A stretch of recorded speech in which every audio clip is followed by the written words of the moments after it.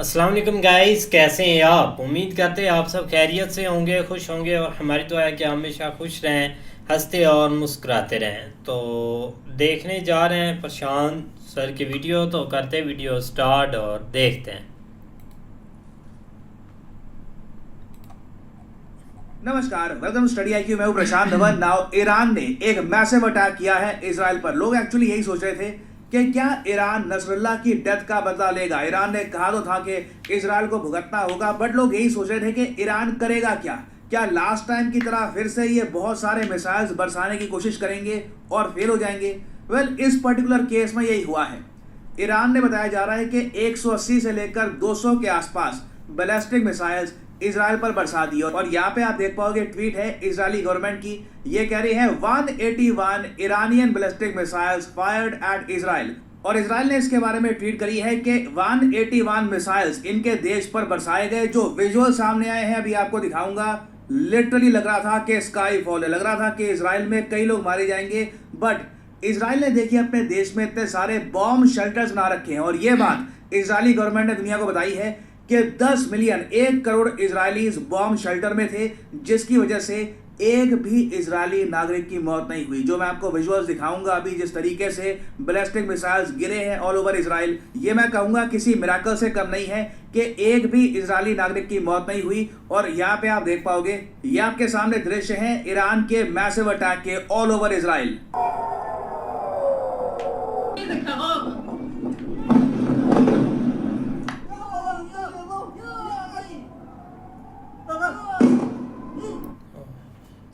अब एक बात नोट करिएगा, बाहर एक आदमी नहीं है। एक्चुअली इजराइल की सरकार ने स्पेशल ऐप डेवलप कर रखी है। हर इजरायली नागरिक को मोबाइल फोन पे नोटिफिकेशन मिल जाती है कि बिल्कुल घर के बाहर मत निकलना, बॉम्ब शेल्टर में रहना, हमारे देश पे अटैक हो रहा है। और ऑब्वियसली जब एक आदमी को दिखती है वो नोटिफिकेशन, वो आसपास सबको बता देता है कि बिल्कुल छुपने का समय आ गया है। और इसी डिसिप्लिन की वजह से एक भी इजरायली नागरिक मारा नहीं गया। कुछ बताया जा रहा है लोग इंजर हुए हैं, माइनर इंजरीज आई हैं, but no one got hurt. Now question यहाँ पर यही आता है कि इजराइल क्या वापस रिटेलिएट करेगा, क्योंकि जिस तरीके से ईरान ने अटैक किया है ना इजराइल को, एक बार को हम मान के चल सकते हैं अगर इजराइल के पास ये प्रॉपर डिसिप्लिन ना होता, इनकी एप्स ना होती, बॉम्ब शेल्टर ना होते, कई इजरायली नागरिक मारे जाते। और अगर यहाँ पे आप सोच रहे हैं कि एक आदमी के मरने की न्यूज तो आई थी ना, कोई एक फलस्तीन का आदमी था, जी हाँ बिल्कुल। अजीब बात देखिए कि इजराइल का एक भी आदमी नहीं मारा गया, एक फलस्तीनियन आदमी था जेरिको में, ये मरा है, और ये भी बहुत अनफॉर्चुनेटली मरा है। बैलिस्टिक मिसाइल सीधा इसके सर पे जाकर लगा, कोई विस्फोट वगैरह नहीं हुआ। इधर आप देख पाओगे ये वो आदमी है, और ये बाद का नज़ारा था। ये जो मिसाइल है ये फटा नहीं ईरान का, सीधा उसके सर पे जाके लग गया and he died over there. 40,000 के आसपास फलस्तीनियंस मार दिए हैं इजराइल ने, एक यहाँ पर ईरान ने भी मार दिया। अब यहाँ पे आपका सवाल आएगा, मगर ईरान करने की कोशिश क्या कर रहा था फिर? देखिए, ईरान बताया जा रहा है कि इन्होंने मोसाद के हेडक्वार्टर्स, इजराइल के मिलिट्री बेसिस, ये सब टारगेट करने की कोशिश करी है। कुछ जगह बताया जा रहा है कि इंफ्रास्ट्रक्चर को माइनर डैमेज आया है, मगर जो इजराइल ने किया है पिछले कुछ हफ्तों में पेजर अटैक्स, जिसकी तारीफ रिसेंटली हमारे आर्मी चीफ ने भी करी है, उसके अलावा वेरियस और टाइप्स के अटैक्स, हिजबुल्लाह के चीफ को मार दिया, कमांडर्स को मार दिया, उसके कंपैरिजन में ये कुछ भी नहीं है। मैं अगेन जो मेरे सामने होगा वही मैं आपको बताऊंगा, और आई थिंक जो फैक्ट्स हैं, जो डिटेल्स हैं, वो देखकर आप भी एग्री करोगे। इजराइल को खरोच तक भी नहीं आई है। बट मुझे यहाँ पर यह बोलना पड़ेगा, यूएस ने इस बात को लेकर भी ओपन स्टेटमेंट दी है, ईरान को भुगतना होगा जो इन्होंने किया है, they will have to suffer. इधर आप देख पाओगे यूनाइटेड स्टेट्स ऑफ अमेरिका ने ओपनली कहा है कि सिवियर कॉन्सिक्वेंसेस, बहुत ही बड़े परिणाम भुगतने होंगे ईरान को। अब ईरान भी सोच रहा होगा आदमी एक नहीं मारा, और अब यूएस भी इजराइल के साथ कह रहा है कि इनको कॉन्सिक्वेंसेस भुगतने होंगे। ये कॉन्सिक्वेंसेस यूएस कह रहा है कि इसमें इजराइल और यूएस दोनों की पार्टिसिपेशन होगी, और दे विल मेक श्योर कि ईरान रिग्रेट करे कि इन्होंने ये अटैक किया क्यों है। और मुझे यहाँ पर थोड़ा बहुत बोलना पड़ेगा कि ईरान के आज के समय जो नए प्रेसिडेंट बने हैं ना, प्रेसिडेंट मसूद, लगता नहीं है कि इनके पास प्रॉपर एक्सपीरियंस है, ये प्रॉपरली समझ पा रहे हैं इजराइल और वेस्टर्न कंट्रीज को। क्योंकि आप खुद ही देखिए इनकी हाल ही में स्टेटमेंट क्या आई है। आप सबको पता है कि हमास का जो लीडर था उसे ईरान की धरती पर इजराइल ने मारा था, ये पूरी दुनिया जानती है। नाउ ईरान के प्रेसिडेंट कहते हैं कि हमें अश्योरेंसेस दी गई थी, यूएस और यूरोपियन यूनियन ने ईरान को कहा था कि देखिए हमास का लीडर ठीक है इजराइल ने मार दिया, आप रिस्पॉन्स नहीं दोगे उसका, आप रिएक्शन में कोई अटैक नहीं करोगे इजराइल पर, उसके बदले में ना हम एश्योर करेंगे कि अब इसके आगे कोई वायलेंस नहीं होगा। उसके बाद फिर पेजर अटैक होता है, हिजबुल्लाह के चीफ को मार दिया जाता है, कमांडर्स को मार दिया जाता है, और फिर ईरान के प्रेसिडेंट आके कहते हैं कि देखिए यूएस यूरोपियन यूनियन के जो वादे थे, जो उनके प्रोमिसेस थे ऑफ ट्रूस के, अब देखिए अब शांति होगी, अब हमास के चीफ को मारने के बाद आप भी कुछ मत करना, इजराइल भी कुछ नहीं करेगा, बस पीसफुली रहते हैं। ये सब फॉल्स था। तो बेसिकली इनको बेवकूफ़ बनाया गया, इनको गलत एश्योरेंसेस दिए गए, इनको बोला गया कि अब कुछ आगे अग्रेशन नहीं होगा, उसके बाद मैसिव अग्रेशन किया। और अब ईरान ने जो फिर से इनके पास एक ही ट्रिक है, मिसाइल्स बरसा दो, ये मिसाइल्स बरसा दिए हैं। अब ईरान फिर से टारगेट में आ चुका है, और कोई बड़ी बात नहीं है, जो इनका न्यूक्लियर प्रोग्राम है ईरान का, उसको इजराइल अब ओपनली टारगेट करे। नाउ अगर फ्यूचर में और एस्केलेशन होती है, इजराइल जिस तरीके से कह रहा है कि ईरान ने बहुत बड़ी गलती कर दी है और अब ये पे करेंगे, ईरान भी सोच रहा होगा गलती अभी एक आदमी नहीं मारा, फिर भी एक बहुत बड़ी मिस्टेक हुई है इनसे। खैर इजराइल डेफिनेटली कुछ ना कुछ बड़ा करेगा ईरान के अगेंस्ट, मोस्ट प्रोबेबली इनके न्यूक्लियर प्रोग्राम के अगेंस्ट। हमें इस सबसे क्या इम्पैक्ट होगा? सबसे बड़ा इम्पैक्ट ऑलरेडी हम देख रहे हैं, कच्चे तेल की कीमतें बढ़नी शुरू हो गई है। इससे देखिए पूरी दुनिया को एक इम्पैक्ट फील होगा इन्फ्लेशन का। ऑलरेडी हमने देखा है कि ऑयल प्राइसेस 4% बढ़ गए हैं, और अभी तक इजराइल की मिलिट्री ने ईरान पर कोई डायरेक्ट अटैक, इनके जो ऑयल रिजर्व्स हैं वहां पर कोई डायरेक्ट अटैक अभी तक किया नहीं है। अगर इसी तरीके से तेल की कीमतें बढ़ती हैं, इससे देखिए भारत के बजट पे इम्पैक्ट पड़ेगा, हमारी ग्रोथ पे इम्पैक्ट पड़ेगा। कोई बड़ी बात नहीं है, ग्लोबल स्टॉक मार्केट में एक बड़ी करेक्शन भी आ जाए इसकी वजह से। तो आने वाले कुछ हफ्ते मैं कहूँगा बहुत ही इंपॉर्टेंट रहने वाले हैं। हमें क्लोजली मॉनिटर करना होगा कि इजराइल क्या कह रहा है, इजराइल क्या करने का प्लान कर रहा है। और अगर मैं आपको बता दूं, इजराइल ने एक डायरेक्ट अटैक कर दिया ईरान पे, उस पर्टिकुलर केस में रशिया की डायरेक्ट एंट्री हो सकती है इस कॉन्फ्लिक्ट में। रशिया एक बहुत ही बड़ा सपोर्टर है ईरान का, इवन चाइना। तो ये दोनों देश आ सकते हैं ईरान के डिफेंस में, क्योंकि ये दोनों देश ईरान को गिरने नहीं देंगे। तो आने वाला समय बहुत ही इंटरेस्टिंग होगा, मेजर डेवलपमेंट सामने आएंगी। I will make updated videos for you all. और फाइनली यहाँ पे मैं आप लोगों से एक सवाल पूछूंगा। देखिए भारतीय वायुसेना को मिल चुके हैं एक नए एयरफोर्स चीफ। आपको बताना है कि who is the new air force chief of India. ये है यहाँ पे आपकी ऑप्शंस, राकेश सिंह, एपी सिंह, महमूद अली, या फिर none of the above. Comment section में करिए उत्तर। जो लोग देंगे सही आंसर, उनकी कमेंट को मैं हार्ट दे दूंगा ताकि बाकी लोग समझ पाएं कि सही उत्तर क्या है। एंड फाइनली आपके लिए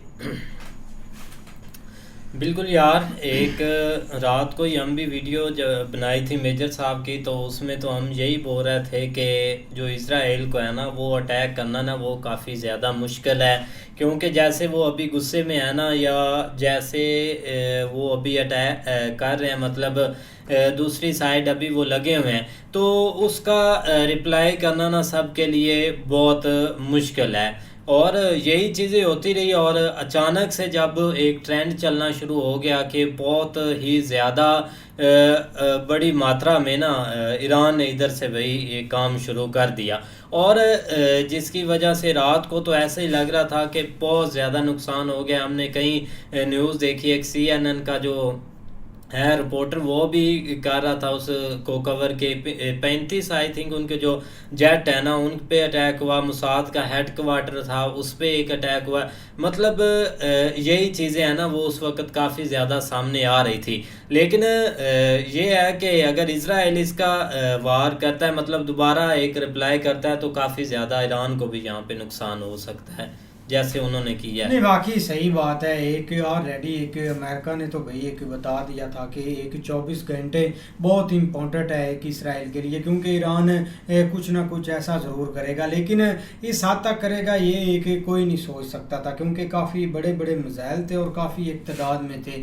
और अब देखो ना, एक इसराइल के पास बहुत एक प्लानिंग होती है, जब भी ऐसे कोई बड़ा एक ईरान करने वाला होता है तो ऑलरेडी वो एक अपने सारी जो एक मतलब कि एक आबादी आबादी है ना, या जहाँ जहाँ लोग हैं तो वो उनको बता देते हैं एक मैसेज के थ्रू। तो एक हर बंदा फिर फॉलो भी करता है रूल के, बाकी ऐसा होगा क्योंकि हालात ही कुछ ऐसे बने होते हैं। तो इसी वजह से वो भाई एक नीचे मतलब कि जहाँ भाई उनकी टनल थी या जैसे भी वो एक सेफ एरिया था उधर एक चले गए, क्योंकि आप देख लो जब एक मिसाइल नीचे गिर रहे थे ना तो बंदा ना बंदे की ज़ात उधर नज़र आ रही थी।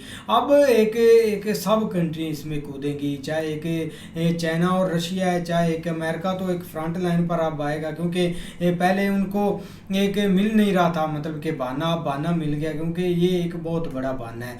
अब एक ईरान भी एक सोच समझ कर ही उसने कुछ ना कुछ किया होगा, क्योंकि जब बड़ा आप करने वाले हो तो एक कोई ना कोई प्लान आपके पास ज़रूर होता है। तो उनको पता भी है कि इसराइल एक हिट बैक ज़रूर करेगा, चाहे आज करे, चाहे अभी करे, चाहे कुछ टाइम के लिए करे, क्योंकि वो एक ज़रूर करेंगे। लेकिन अब देखना ये है कि एक ईरान कितना है कि मतलब कि डिफेंस अब नहीं कर पाता, क्योंकि ईरान के बड़े बड़े उनके पास एक मतलब कि ऑलरेडी एक एरिया भी है जहाँ पर उनके न्यूक्लियर मतलब कि पड़े हुए हैं, और जहाँ पर उनके मतलब के ऑयल के एक रिजर्व हैं, तो वो काफ़ी उनको ना हिट कर सकते हैं। लेकिन बहुत यार ना एक काम ख़राब हो रहा है डेली।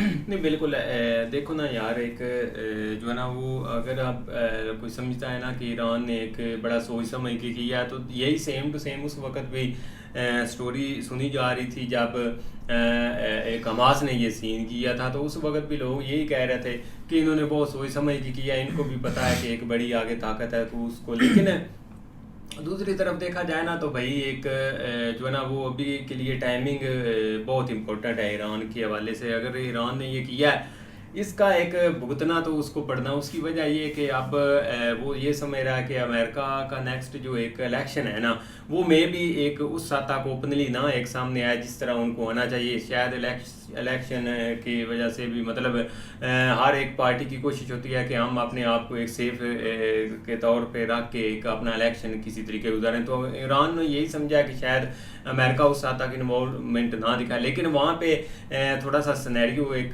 डिफरेंट है, क्योंकि अगर ट्रंप की पार्टी है तो वो भी एक उसका भी झुकाव इधर है इसराइल की तरफ। अगर बाइडेन है तो उसकी भी एक खैर अब तो उनका प्रेसिडेंट उसका भी एक इधर ही झुकाव है कि किसी तरीके इसराइल को हम अपने साथ मिला लें। तो लिहाजा एक ये जो उन्होंने स्टेप लिया ईरान ने, मुझे नहीं लगता कि एक उन्होंने गलत एक सही एक स्टेप लिया। उसकी वजह ये है कि देखो ना आगे आप इतना बड़ा एक जब स्टेप लेते हैं तो आगे अगर कोई जानी नुकसान या कोई आप कैजुअलिटी नहीं करते तो वो फिर एक पूरे एक जाग में कुछ लोग तो जज्बाती हो के ये कह रहे हैं कि इन्होंने ये कर दिया वो कर दिया। लेकिन अगर देखा जाए तो भाई उनको कोई फील भी नहीं हुआ, क्योंकि आया ठीक है उन्होंने किया जो भी एक उधर गिरे और बस कुछ भी नहीं, एक कहानी खत्म हो गई।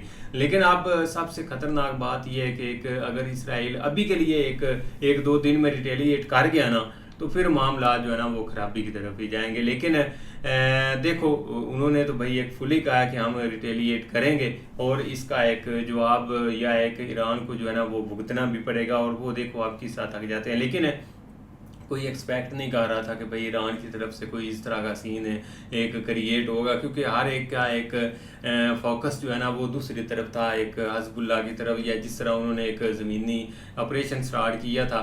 और आज के दिन अगर देखा जाए तो उसके ऊपर भी खामोशी है, कोई न्यूज़ खास नहीं आई। लेकिन वो पता नहीं अब कहाँ तक पहुँचा, लेकिन आगे भाई एक नया सीन नहीं। अब ये तो एक बात है एक कन्फर्म है ना कि अगर इसराइल भी कुछ करता है तो एक ईरान भी आगे फिर नहीं बैठेगा चुप करके, क्योंकि दूसरी दफ़ा हो चुकी है। तो और ये एक बहुत बड़ी बात है, चाहे उसमें एक नुकसान नहीं हुआ लेकिन एक करने की तो उनमें एक कैपेबिलिटी आ गई है ना कि वो कर सकते हैं। और एक ईरान के पास अभी भी बहुत मतलब कि एक पावर है, वो एक हमला कर सकता है, चाहे एक ज़मीनी करे, क्योंकि एक जो ईरान की प्रॉक्सी है ना वो बहुत तकड़ी है। और साथ साथ है एक हिजबुल्लाह वालों को देख लें कि यमन में इतनी मतलब कि एक्टिविटी है उनकी, तो एक ना बढ़ेगा काम और इसमें सारी कंट्री कूद कर आ जाएंगी। एक सबसे फ्रंट पर तो एक रशिया आएगा ना, चाहे जो भी हो जाए उसको करना पड़े, लेकिन वो ऐसा ज़रूर एक्टिविटी एक ईरान में करेगा, क्योंकि अब सबको पता है ईरान तो अब बहुत एक्टिव हो चुका है ना। खास करके एक डर का तो माहौल होगा क्योंकि इतना बड़ा हमला किया है, और फिर एक हिट बैक तो होगा उन पर। बिल्कुल। तो उम्मीद करते हैं आपको वीडियो पसंद आएगी। अगर पसंद आया वीडियो को लाइक, चैनल को सब्सक्राइब ज़रूर कीजिएगा। मिलते नहीं वीडियो के साथ, तब तक के लिए अल्लाह हाफिज़।